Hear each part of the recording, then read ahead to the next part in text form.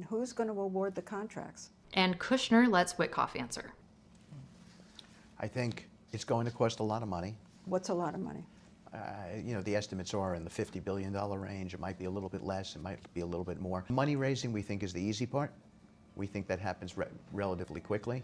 But it's the master plan. Well, the reason it becomes that so easy is simply because the evangelical Christian tends to, yeah. Anyway, I'm not going to have an opinion on that. That's a whole different topic.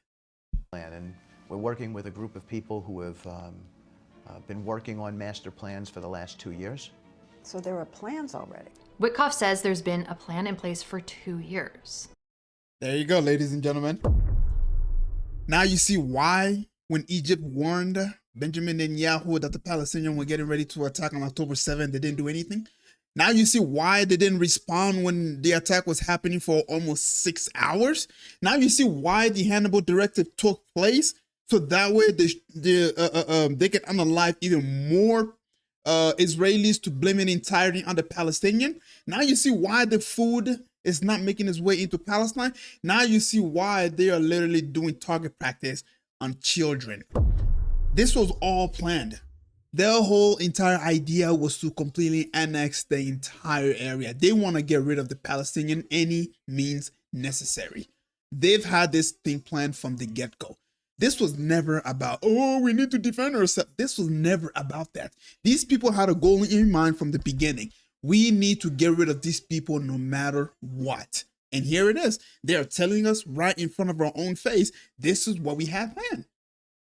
This is what we have planned. Now, I'll give more. Let's continue. I don't want this video to last way too long, but Watch Kushner's face. We have plans already. We have a master plan already. And by the way, and Jared's been pushing this, and we're working together on it. And I think if the world saw the progress so far, they'd be pretty impressed. The second Witkoff says there's been a plan in place for 2 years, you can see Kushner's expression change. We have plans already. We have a master plan already. And He immediately looks uncomfortable. Like Witkoff just said something he shouldn't have. He did. So let that sink in. He A did. plan in place for 2 years. Now, this interview happened in 2025, and 2 years before that would be 2023, before October 7th. Are they saying there was already a plan for what would happen in Gaza before the attack even occurred? yep. Now, I'm not telling you what to think. I'm not. But I'm telling you to watch that clip for yourself and ask, what plan? And why did Kushner look like that? Because he looked scared. So you've got the money. You've got the family business interests. But how about the people that Trump put in power? When Trump won in 2024 and started building his administration, something became very clear very quickly. His cabinet and inner circle are overwhelmingly pro-Israel. And I don't just mean like they support Israel, I mean their careers, their funding, their public statements. It all centers on unwavering support for Israel. So let me walk you through some key people, okay? Susie Wiles is Trump's chief of staff, one of the most powerful positions in the White House. And here's something most people don't know about Susie. In 2020, she worked on Benjamin Netanyahu's re-election campaign in Israel. She advised on strategy and she helped with voter data. And now she's Trump's chief of staff. Look at them crazy eyes. Strategy and she helped with voter data. And now she's Trump's Look at that. It's like she's trying to stare in this man's soul. chief of staff. So the person managing Trump's entire operation is someone who literally worked to get Netanyahu reelected. Marco Rubio is Trump's Secretary of State, in charge of America's foreign policy. Rubio has been one of the most hawkishly pro-Israel politicians in the Senate for years. I wonder why. He supported every Israel aid package. He's called for aggressive action against Iran. He's opposed any conditioning of aid to Israel. Here's Rubio at the Western Wall in Jerusalem. That's not the Western Wall. That's the Kaaba in Mecca. What are you talking about, ladies and gentlemen? I mean, isn't it obvious that that's the Kaaba in Mecca because Muslims are taking over America? Hello? Where have you been all day? Even I know that. In the wall, praying, doing the whole thing. This is a pilgrimage that pro-Israel politicians make Look at to Mike show their Huckabee. loyalty. Mike Huckabee's back there too. Hey, Americans, your country has been taken over. And it wasn't done by Muslims. It was done by these people right here. They're your biggest allies in the Middle East. Yeah, the people who care so much about you. Oh, they will just put their lives on the line just to see you survive. Oh. Because here's the thing about AIPAC and pro-Israel donors. They don't just fund current politicians. They invest in future leaders. They identify ambitious politicians early and make sure those politicians know if you support Israel, we'll support your rise. Mike Huckabee is Trump's ambassador to Israel. Now, Huckabee is a Christian Zionist. He has openly said he doesn't believe Palestinians exist as a people. Time out. I'm sorry. What the hell is that? He has openly said he Oh, you guys can't see it, huh? Let me show y'all. Let me. Now, it's some kind of bird back here. Let me. doesn't believe ambassador to Israel. Now, Huckabee is a Christian Zionist. He has openly said he doesn't believe Palestinians exist as a people. It looked like a chicken. There really is no such thing as. I'm not gonna lie, that's pretty awesome. She's got it. It looks like a chicken just roaming around in the house. Chickens are pretty cool. The only problem is that when it starts shitting all over the place, then you get annoyed quickly because these things they shit like nothing, bro. I have to be careful saying this because people will really get upset. There's really no such thing as a Palestinian. There's not. Arabs and Persians. You don't. And there's such complexity within that. There's really no such thing. That's been a political tool to try to force land away from Israel. And this is the guy Trump chose to represent America and Israel. But there's more. Huckabee has deep ties to evangelical Christian pastors and pro-Israel Christian organizations. And recently, something pretty interesting happened and kind of disturbing. Over 1,000 American evangelical pastors were brought to Israel on organized trips. So yeah, I watched this guy reacting to these 1,000 videos. I'm gonna tell you right now, these people are not influential whatsoever. They're a bunch of they're a bunch of useless people on social media who have 0 to no followers at all. And then when you see that churches, it's only like 10 people. Like, I'm not saying all of them, but that's kind of how it is.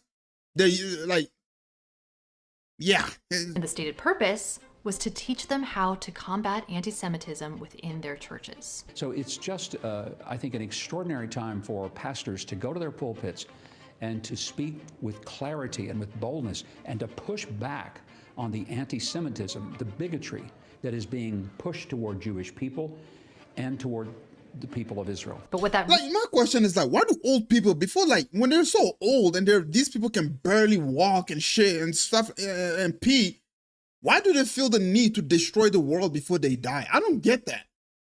Like, it makes absolutely no sense to me. You're about to die and go see your Lord, and so as a result, you try to pass laws that's gonna destroy the next generation because you know that you're about to hit the. It just, and haven't you noticed that like the majority of supporters of the state of Israel are a bunch of old farts? Like, these people are like 70 plus years old, and you expect for over 70 plus years, the whole entire work that they have done in the state of Palestine got completely destroyed in a matter of 2 years. That's how fragile their ideology is. It's so fragile. It only took 2 years for the entirety of the world to stand up and say, fuck these people.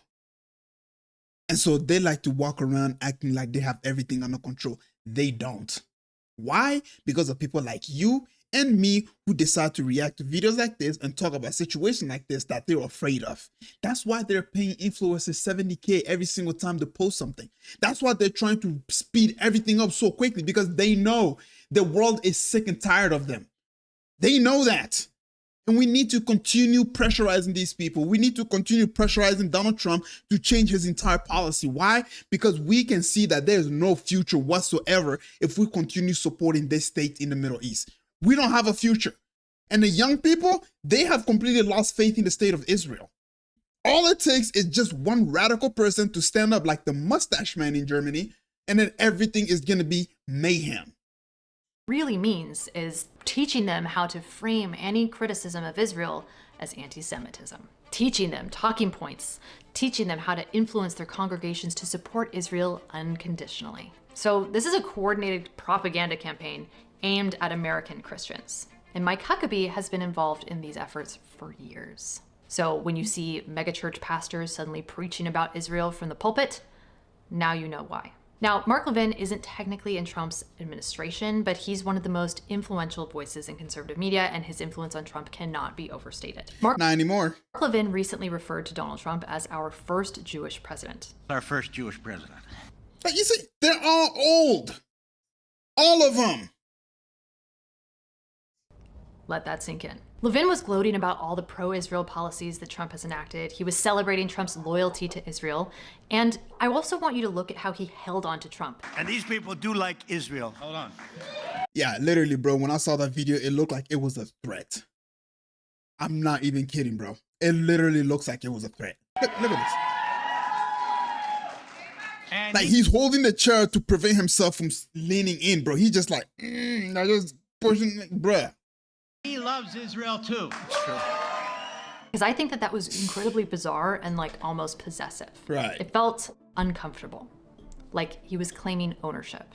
Now, I'm not saying Mark Levin controls Trump. Or he was saying, guess what? In case you've forgotten, yeah, we still control you, bitch.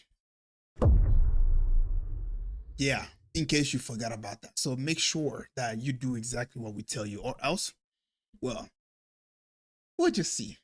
I really don't think he does, but I am saying when you have media figures this invested in promoting Trump's pro-Israel agenda, it creates an echo chamber. Trump hears constantly from his media allies that being pro-Israel is actually what makes him a great president, and that reinforces the whole system. In Trump's inner circle, you also have Stephen Miller, who's the senior policy advisor, hardline pro-Israel. Howard Lutnick, Commerce Secretary, major pro-Israel donor. And then David Friedman, former ambassador to Israel, who supported annexation. Now, I'm not listing these people because of their religion.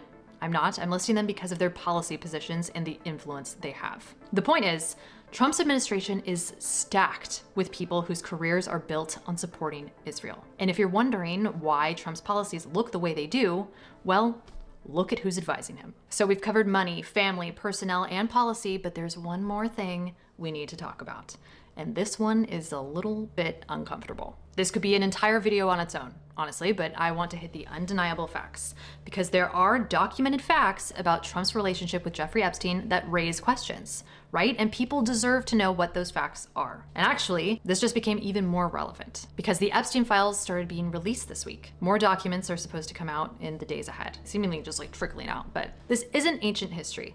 This is unfolding right now. In the 1990s and early 2000s, Donald Trump and Jeffrey Epstein were part of the same, social circle. And there are photos of them together at parties. There are reports of Trump flying on Epstein's plane, and Epstein was a member at Mar-a-Lago. Trump has said they later had a falling out, and he banned Epstein from Mar-a-Lago because he was being creepy and all sorts of stuff. Now, that's the documented relationship. Now, here's where it gets a little murky, okay? Jeffrey Epstein had connections to powerful people in Israel. Ehud Barak, a former Israeli prime minister, was photographed entering Epstein's Manhattan townhouse. And with the whole entire Epstein file being released, one person that you guys have not yet seen on that list is Benjamin Netanyahu. I mean, I'm just like, oh my God. How much more obvious can it be that freaking this dude was a Mossad agent, bro? And then on top of that, he's hanging out with Ehud Barak. Yeah, we got all the stories about this dude right here. All I can tell you is that he is one dirty ass dude, bro. Ghislaine Maxwell, Epstein's accomplice, is the daughter of Robert Maxwell, a British media mogul who had alleged ties to Israeli intelligence. Alleged. There have been long-standing rumors, unproven but persistent, that Epstein was involved in intelligence operations, possibly including blackmail. And as these new documents come out, we're learning more and more about the scope of Epstein's connections and what he may have been doing. So here's the question people are asking.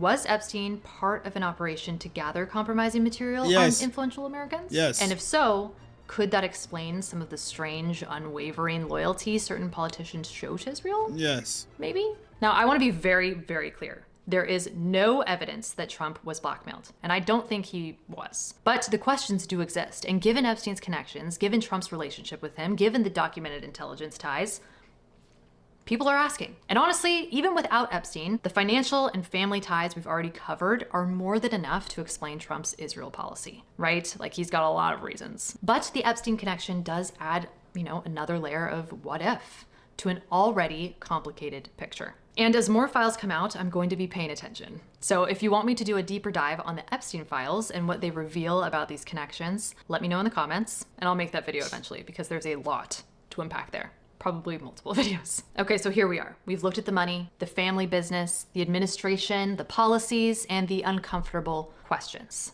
And this is probably where I'm going to lose my little lefty friends who've made it to this point in the video. I'm sorry, but I love President Trump. I really do. And if you're feeling conflicted, I get it. A lot of us love him. You voted for him because he was supposed to be different, right? He wasn't a politician. He was a businessman who just couldn't be bought, supposedly. He said he'd put America first. He said he'd end the forever wars. He said he'd drain the swamp, for God's sakes. He said he was going to bring transparency. And in a lot of ways, he's delivered on his promises. You know, he has fought for you. He took on the media. He didn't back down when the establishment came after him. But when it comes to Israel, the evidence speaks for itself. So what does this mean for you? It doesn't mean you have to stop supporting Trump, and I don't think you should. It doesn't mean everything he's done is worthless. Absolutely not. He's done a lot for this country. But it does mean you have the right and the responsibility to hold him accountable. Because here's the thing. Real loyalty isn't blind obedience. Real loyalty is being willing to call someone out when they're acting out of character. When the person you support starts prioritizing someone else's interests over yours, a real friend speaks up. You didn't sign up for America's second or last. So the question isn't, should I abandon Trump? That's not what I'm asking. The question is, how do I make sure Trump remembers who he's supposed to be working for? And the answer is, you speak up. You ask questions. You demand accountability. You don't let mega donors and foreign interests hijack the America First movement. Because here's what gives me hope. Yeah, I agree. You speak up, you ask questions, but you gotta understand that the people who are in real control are doing everything that they can possibly do to pass speech laws. After my last video, I mean, let's be honest. That's what they're doing. Look what happened in Australia. Oh, you think they're not gonna be able to do the same thing here in America? Why do you think that the anti-Islamic, the anti-Muslim rhetoric is becoming more and more rampant in the United States? Because these people are planning something. This is going to be like 7-Eleven all over again. In order for them to implement laws, they have to pretty much do some kind of major event that's going to go ahead and ramp up everybody's emotion. And then they're going to use that to pass laws. They've been telling us, oh, there's going to be another attack. And if you don't believe me, go look at people like Laura Loomer. They've been warning us. They've been telling us that if people continue, I wouldn't say that the same people continue, but they've just been alluding to the fact that there might be another attack coming.